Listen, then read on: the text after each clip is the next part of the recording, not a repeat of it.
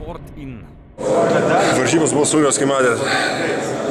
Svarbu, kad laimėjom, aišku, nežaidėm taip, kaip turėjome žaisti, bet aišku, irgi biškitas gali būti, kad jau daliukas, nežinau iš tikrųjų, bet turiuomenį vis tiek vienos varžybos yra didelė kaina, nesvarbu, kaip gerai sužaidė, prieš tai gali pralošti ketvirtfinalį ir nieko nelaimėti, tai kaina buvo didelė.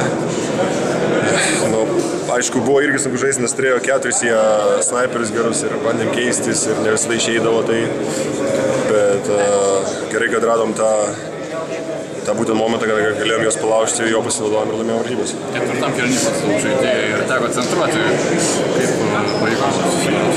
Nu, aš nežinau, tai žiūrėt varžybas, matėt gal, nežinau, nu tai reiškia gerai. Ketvirto kėlinio pradžioje Robertas Jeftokas pasikvietė visą startinį penketą ir kažką pasakė, ką jis ištarė, kad komanda taip spurtavo. Komanda lieka komanda, ką pasakė, tą pasakė, klauskit Roberto, aš neišduosiu.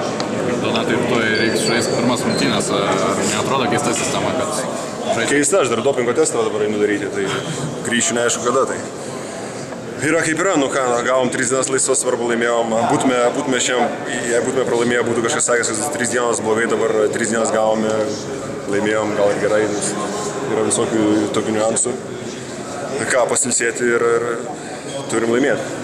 Tai sunkiau ar lengviau negu su? Nu, jie irgi šiandien, kiek mačiau, nesilsėjo, tai turiuomenį pusfinalis, svarbios varžybos, šitą šansą negalim praleisti. Ačiū.